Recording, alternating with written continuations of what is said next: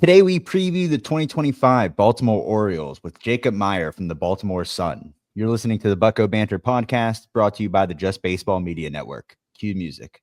Rockin' 101, shit, she compliment my taste. Whiskey in my lemonade, cause I like the way it tastes. Best seats at the Pirates game, they let me run the base. Yeah, my time is like my money, cause I can't afford to waste.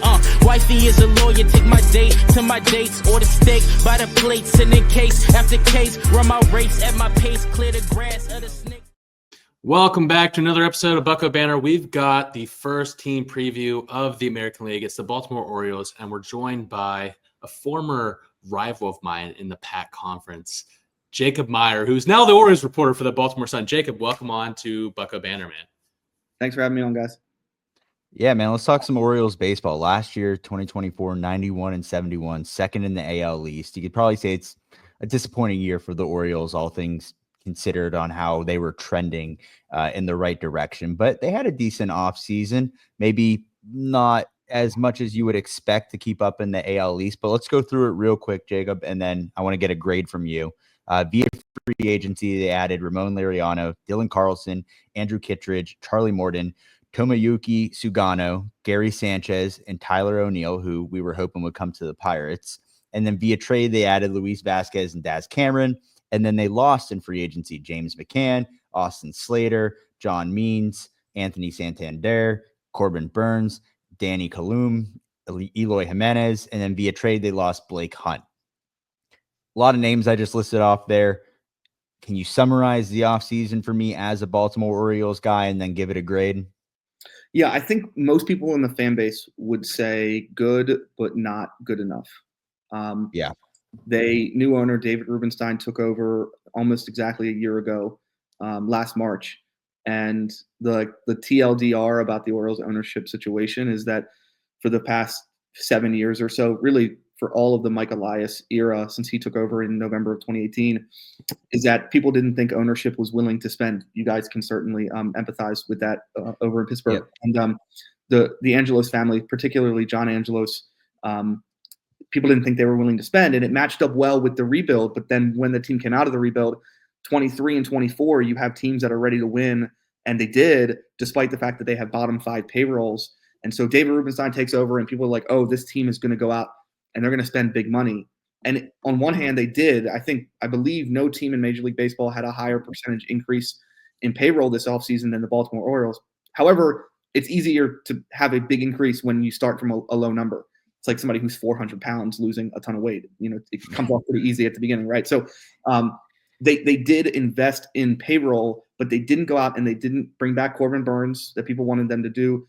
They weren't really strongly in the market for any other top, number one starting pitchers. They did get Tyler O'Neill on a 3-year contract to kind of balance out losing Anthony Santander to the Blue Jays. So overall, the roster looks pretty good. Payroll is in a competitive position, about 150, 160 million, middle of the pack.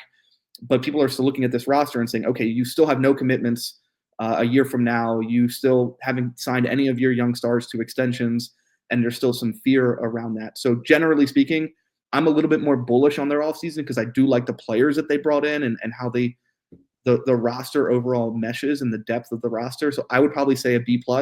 The average fan would probably say a B-.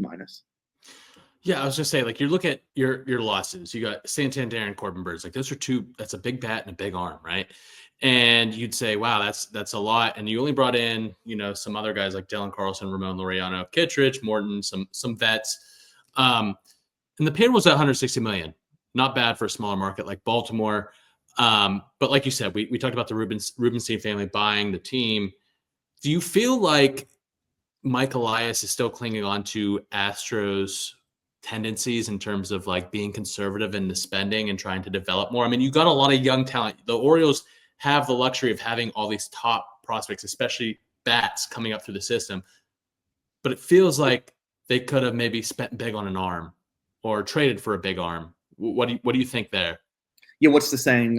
Like a leopard never changes its spots or something like that. Like that probably is true to an extent with Mike Elias. Like, listen, I think every fan base's dream is to have an owner like Steve Cohen and a GM like Dave Dombrowski, right? Like, and if you can get it and line those guys up, fantastic. and you're going to have some boom years. You're going to have some bust years. That's probably what most fan bases want. At the end of the day, Mike Elias is not going to go out and be like Dave Dombrowski. I still think it's too early to determine, okay, what is this truly going to look like? Because honestly, I think all of his off seasons under John Angelos, I don't really count those in my head. I just don't think he had any financial flexibility to go out and sign anybody to more than a 1-year contract. The challenge here is maybe what you saw with the Blue Jays and to a lesser extent the Red Sox this offseason. There's a lot of discourse in those fan bases about coming up short for top free agents. It's like you see the jokes, the memes on Twitter of like hanging a banner for being close or being aggressive in on free agents, right? I think that might be where the Orioles are heading, frankly, because Baltimore is not a destination. It is not one of those places that everybody wants to be. And to look at Corbin Burns specifically, right, they were in on Corbin Burns. They were aggressive going after him, but so were several other teams. And Burns had a desire to be on the West Coast, close to his family, particularly in Arizona, where where he lives with his family. He has 3 kids, 2 twins that were born last July. And so to convince a player like that to not sign close to home, you have to make a deal that, frankly, isn't a sound baseball decision. It might be good in the short term and bad in the long term. Sure. Those are the types of contracts that I'm not sure Mike Elias and company are willing to make. And I think there's an argument in the long run that that's the right decision. But does that help this core in this championship window win? Maybe not. Let's go through the projected lineup here and get your opinion on it. Maybe there's somebody else that sneaks in out of camp or particular hole that we're looking at. At shortstop, Gunnar Henderson; catcher, Adley Rutschman; center field, Cedric Mullins; third, Jordan Westberg; right field, Colton Cowser; left field, Tyler O'Neill; at DH, Ryan O'Hearn; first base, Ryan Mountcastle; and at second base, Jackson Holliday. And then on the bench, projected, Gary Sanchez, Ramon Urias, Heston Kierstad, Ramon Liriano, and then some honorable mentions that we have here: Kobe Mayo, Dylan Carlson, Daz Cameron, and Samuel Basayo. Let's focus on 1 through 9 here real quick. On paper, it looks pretty good, but what's the word around Baltimore on how this is shaping up? Yeah, you're right. On paper, it does look good. Like I think you hear some of the grumblings in the fan base or about how last season ended. Particularly, there were a lot of injuries with the team. Jordan Westberg, Ryan Mountcastle, a bunch of pitchers got injured as well. That really hurt the club in the second half. But overall, over the past 2 seasons, this has been one of the best offensive teams in baseball. It helps when you have Gunnar Henderson, who's just an absolute monster, is going to be probably an MVP candidate for years to come.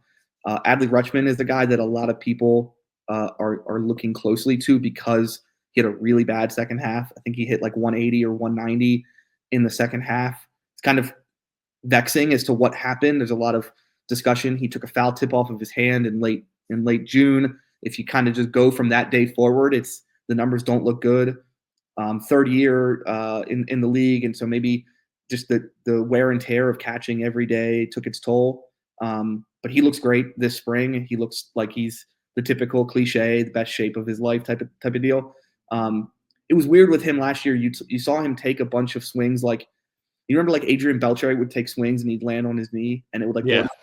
But we saw Adley doing that, and it's just like, that's not who you are. You're the type of guy that goes 5 for 5 on opening day against the Red Sox like he did in 23, and 3 of those hits are the other way. He's looked a lot more like that, and there's been a lot more plate discipline, which is a key part of his game. A couple guys that I'm really interested in watching this year, I'll just name 3. Jordan Westberg is somebody that in the first 4 months of the season before he got hurt was, having a legitimate breakout season, and he was an all-star. I think there's another step for him to go offensively. Tyler O'Neill is somebody I'm looking at. A lot of people are looking at it and say, okay, you're losing Anthony Santander, who hit 44 home runs for you last season. That's a big loss. At the same time, if you look at Santander's numbers, I think he hit 44 homers with an 810 OPS. You guys know that is extremely difficult to do, and not in a good way. You hit like 210 with a really low on base. If you hit 44 homers, your OPS should be much higher than 810. And so, in fact, on a per plate appearance basis, Tyler O'Neill hit more homers more often than Anthony Santander last year. They're moving in that left field fence from being absurdly deep to being just moderately deep, which will help O'Neill. The big thing with him is health. And then the last guy, of course, is Jackson Holliday, who I'm probably more bullish on than most people, just from just watching him operate and the way he goes about things. Big thing to watch with him is he changed his swing late last season, actually last series of the year. He took away the big leg kick and went for more of a toe tap. Actually, he was just kind of imitating Shohei Ohtani in the batting cage, and it worked. And they used it in a game, and he went 4 for 5 that series. And he's been working on it this offseason, and the team's pretty encouraged by what they're looking at with that swing, because there was a lot of swing and miss in his game last year, which isn't normal for his profile. So if they can just get him to cut down on some of that swing and miss, which I think will happen with the toe tap, they're expecting him to maybe take a jump this year. Yeah, I really like Jordan Westbrook as a breakout, man. I think he's going to take another step this year, and you gotta bet on Jackson Holliday too after that rough, call up last year. You gotta bet on the pedigree. My question is around Hesson Kjerstad. He's a guy that we thought the Pirates and Orioles seemed like a great trading partner, because the Orioles have a ton of bats, the Pirates have a ton of pitchers. So we were like, yeah, could we swap a Mitch Keller or a couple pitching prospects for Hesson Kjerstad, because we have a hole in the corner outfield and they need rotation guys. What is the role for Hesson Kjerstad this year? It seems like bringing in a Dylan Carlson, bringing in a Des Cameron, bringing in a Ramon Laureano, is there a lack of belief in him? It's really interesting because, firstly, I'm not going to roll out them trading Kjerstad for a pitcher, whether that's the Pirates or the Mariners. Mm-hmm. Ryan Mountcastle is another one of those guys that people talk about. I know the Pirates. There's another guy I love for the Pirates. Yeah. Yeah, y'all haven't had a first baseman for like 40 years, so yeah. That could certainly work. But no, Kjerstad's interesting. He's been really unlucky, like strangely, in his career with injuries. So the story with him is he was the number 2 overall pick in 2020. He then doesn't play for like, I don't even know, like 2 or 3 years, because he had myocarditis, like a heart condition, and then he had a severe hamstring strain. And so that cut out like a huge chunk of his minor league career. And then he debuts in 23 and he plays fine. He has a slow spring in 24. He then dominates to begin the minor league season last April. They call him up and then they never play him. He's on the major league roster for 17 days. He totals 17 plate appearances and they send him back down. At that point, I'm like, come on, like, what are we doing here? Then they call him back up in the summer, and he's their best hitter for like a 3-week stretch. Then he gets hit in the head by Clay Holmes. He's out for a couple weeks. He comes back. Then he still has concussion symptoms. That basically screwed his entire 2024 season. I think if you look at the lineup and you just go, oh, how much – it looks like he's not going to get a ton of playing time. But here's how you get him playing time. Tyler O'Neill has had persistent injury issues throughout his career, and he has very drastic splits. Tyler O'Neill is not a platoon player. He's going to be a near everyday player. He's too good, and they're paying him, frankly, too much to just play against lefties. But the fact that Tyler O'Neill has aggressive splits is almost a feature of having him instead of Anthony Santander, who was platoon neutral, because when you had Santander, you had to play him every day, and so then you couldn't get Kjerstad at bats. Whereas now, you can probably sit Tyler O'Neill 1 to 2 days a week, both against right-handed pitchers. You play Kjerstad on those days. You can give Ryan Mountcastle, you can give Ryan Mountcastle, you can give Ryan O'Hearn days off. You can get Kjerstad some DH at-bats. Basically, you can fill in and get Kjerstad to play 3 to 4 days a week without anything happening. And then if anybody gets hurt, then you just fill him in and he can be an everyday corner outfielder for you, or he can be a DH. I do think this is finally the year that Kjerstad gets a legitimate opportunity to play every day. And the last thing with him that I've always been thinking of, if they wanted to trade him, they would have done it by now. His stock has taken, if they would have traded him a year ago today, they would have been able to get a lot more for him than they would now. If they would have traded him last June, they would have gotten a lot more from him. I do think that their plans are to keep him, and they do think it's a special bat. I mean, he's a guy that I do truly think can hit 300 with 25 homers. So he needs to stay healthy, and they need to be able to play him. Yeah, no, absolutely. I totally agree. I'm a big fan of Heston Kjerstad in the bat. I think he's gonna. This is a luxury that Baltimore has. They have a bunch of young bats, and it's a good problem to have for sure. Let's go through the rotation real quick. Zach Eflin, Grayson Rodriguez, Charlie Morton, Dean Kramer, and Tomoyuki Sagano. This is the projected rotation for opening day. You didn't bring back Corbin Burns. You also have Cade Povich, Roansy Contreras, former Bucco, apparently working in rotation. And you got Kyle Bradish, Chase McDermott, Trevor Rogers, and Tyler Wells all hurt. So you got some injuries. How do we feel about this rotation this year? Is this something that you can see them adding to at the deadline, or do you think it's going to be better than expected? Yeah, a lot of the talk is when you're a team that is projected to finish near the top of your division, that has World Series aspirations, that is in the heart of your championship window, and you go into a season without a legitimate ace, without a true number one starter. A lot of people look at that and go, "That's a concern." And I'm not saying it's not. I'm a little bit more bullish on the rotation because of the fact that I think people are a little bit too low on somebody like Sagano. These players, he's 35 years old. He's one of the most accomplished pitchers in MPB history.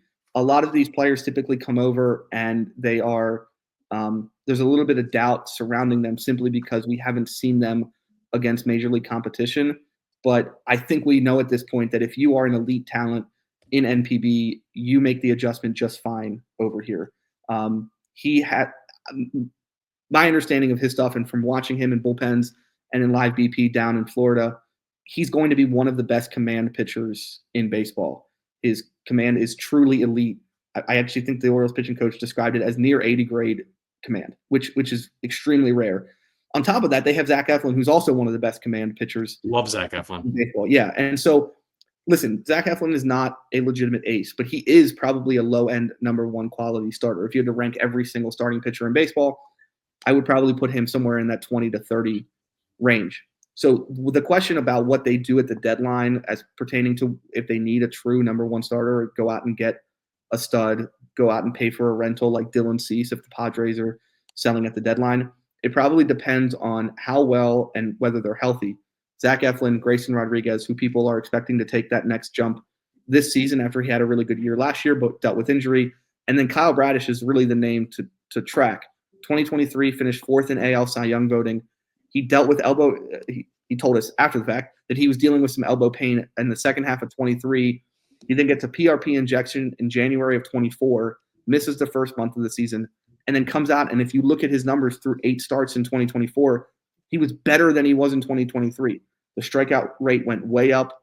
The stuff was truly elite. The velocity was up. And then he blows out his elbow and he gets Tommy John surgery.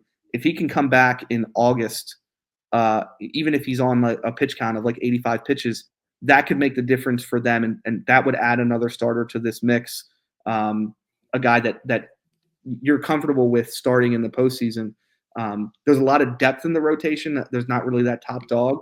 But you can add a guy like Charlie Morton. You've got Dean Kramer, who's been solid. And then you've got depth in AAA. It's a deep group, but I still think there's questions about if they have enough to maybe make a playoff push. Let's go through the Felix Bautista coming back, Andrew Kittredge, Keegan Atkins, Sir Anthony Dominguez, Ynier Cano, Gregory Soto, Sanel Perez, Albert Suarez. And then some honorable mentions here, Colin Selby, Brian Baker, Luis Gonzalez, Cade Stroud, and Dylan Coleman. Anyone in camp that you think could sneak their way in here? I know the bullpen's always kind of a rotating door, but how do you feel about this group? Yeah, it's one of the more interesting things of Orioles camp is that there aren't really camp competitions. It's actually a pretty boring spring training. If there are no injuries, there's really no doubt about what this 26-man roster looks like, which is pretty unusual. The bullpen is an interesting situation because you do have Felix Bautista coming back, which is is huge for this team. I mean, if you look at not just his numbers from 23, but the way that they used him, it's not going to be the way that they use him to start the year because he is coming off Tommy John surgery. So they're going to ease him back in. But there was about a handful of games in 2023 where he did things that no other closer was doing. I mean, they're on the road. He pitches 2 innings.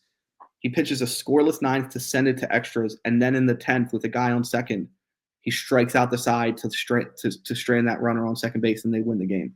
That happened like 5 times in 2023. That's one of the ways that you can overperform your Pythag, as they did in 23, is by having a closer like that. If he can return to form, that is the true difference maker there. The Kittredge signing is a good one just to add depth and stability to the heart of the bullpen. Cano's obviously a stud. And then they've got some solid lefties there. Keegan Aiken last year was really good in sort of a bulk role where he would throw 1 or 2, maybe 2 innings at a time. One of the more effective lefties if you look at just the underlying metrics there. The depth there is interesting. There's been some talk about, hey, maybe if Felix isn't ready for the beginning of the year, you could start him on the IL. And there's a couple guys. Contreras is one of them. I know they're stretching not to be a starter, but doesn't have any more minor league options. Brian Baker doesn't have minor league options either. So it's one of those guys that can maybe sneak onto the opening day roster before they kind of go through the churn of the being, DFA'd, and then they go through waivers and another team claims them. And it's one of those guys that pitches on 4 teams throughout the season. But the bullpen's an area that if they get to the deadline and they say, okay, Zach Eflin has been really good for us. Grayson's taken the next step.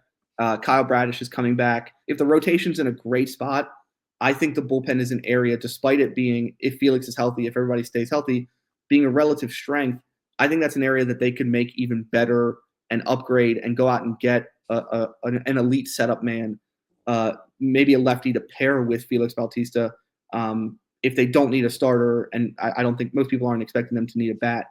And so the bullpen's an area that they can make some gains middle of the season if they want to. Absolutely.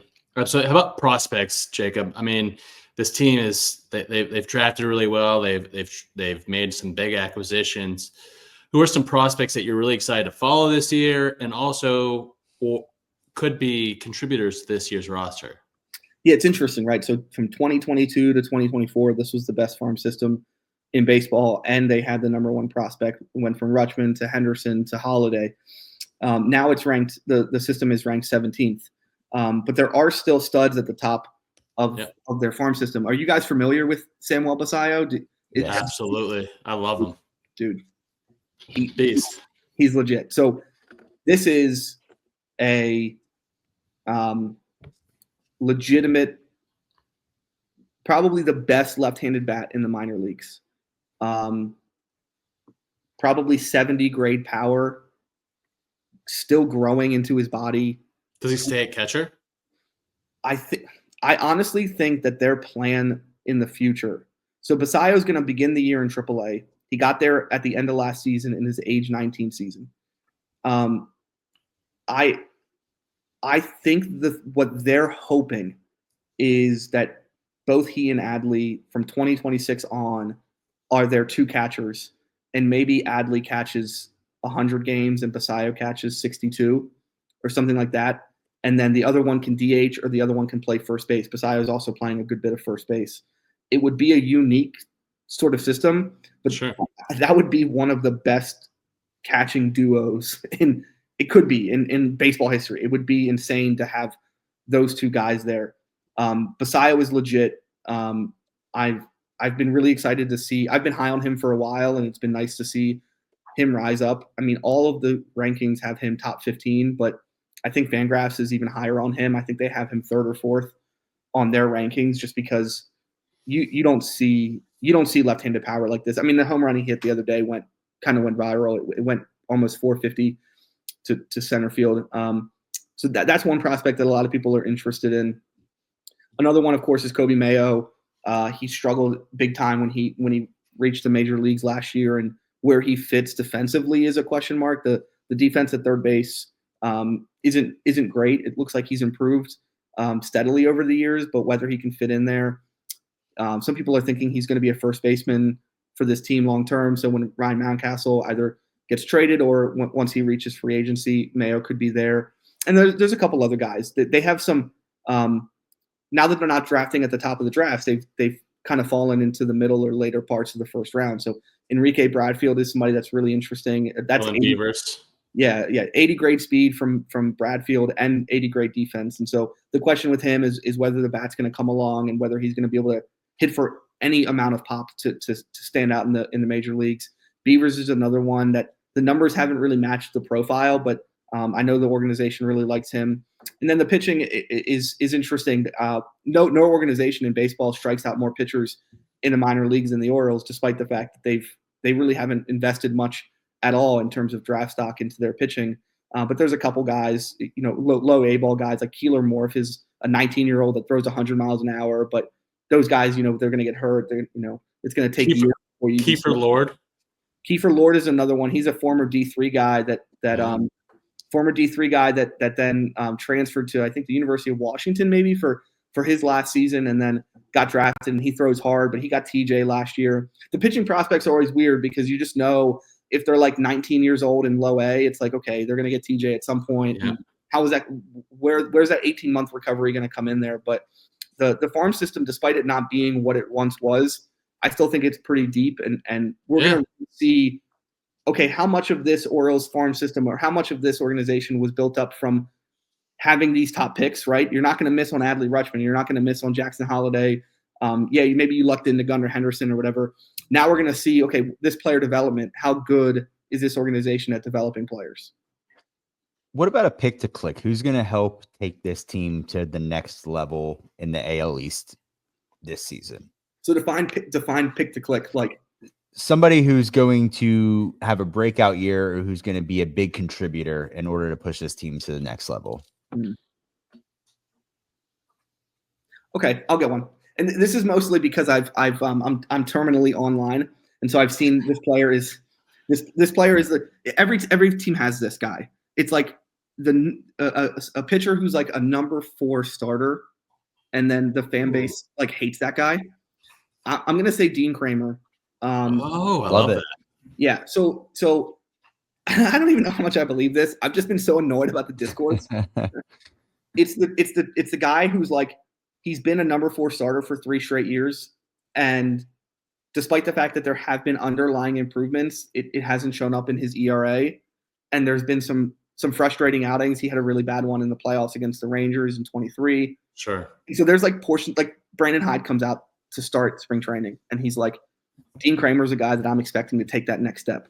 And the fans are like mad that he said that. It's like, no, like you should expect that. Like that's where this should be heading.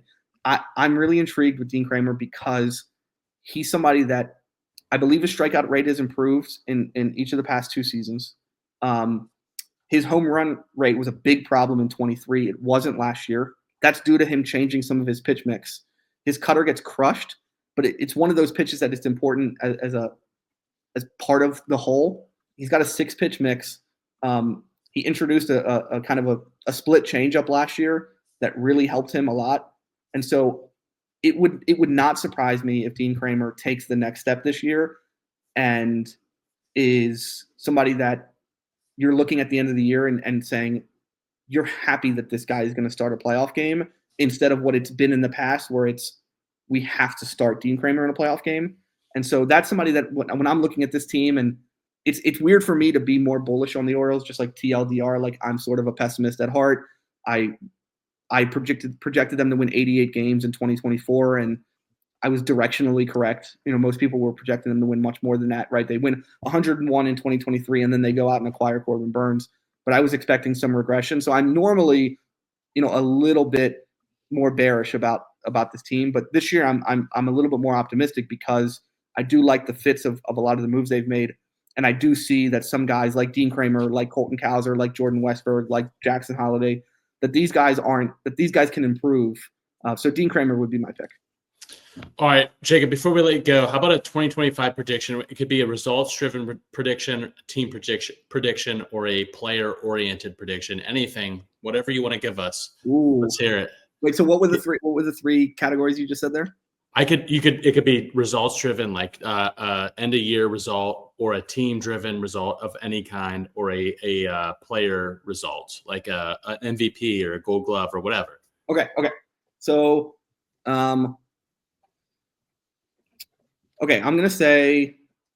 gonna give you a couple. One is that there's gonna be 3 teams from the American League East that make the playoffs.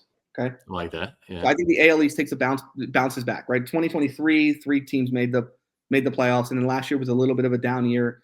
Orioles, Red Sox, Yankees, probably. Yeah, that's who I would say. Although I'm going to say I wouldn't count out the Rays. That that's a pesky team, and they're usually not bad for 2 straight seasons. So Sure. yeah, I wouldn't be shocked with them kind of getting in there either. Okay, here's one. This is a little bit of a hot take, I guess. I'm going to say that Adley Rutschman finishes higher in AL MVP voting than Gunnar Henderson. Is that a hot take? That's a hot take for sure. It is, yeah. Absolutely. Yeah, I love it.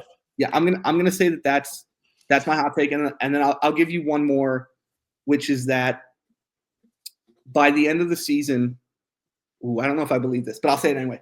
By the end of the season, Jackson Holliday is leading off for the Baltimore Orioles.